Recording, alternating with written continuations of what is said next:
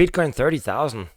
I mean, it is symbolic, right? It is symbolic. We're only 50% down from its recent all-time high, approximately.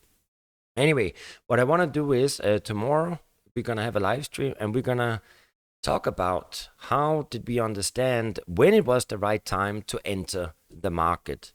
And I really hope that if you've been following me for a while, that you have taken all your coins from the right pocket, in the left pocket, and the back pocket, and re-entered the market at 50 to 90% discount from previous all-time highs.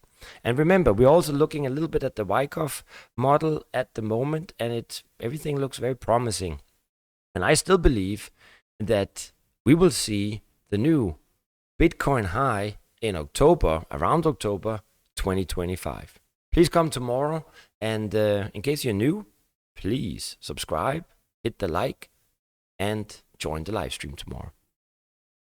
Love you, and stay strong. Ladies and gentlemen, he's young, he's handsome, he's a prophet, he's a poet.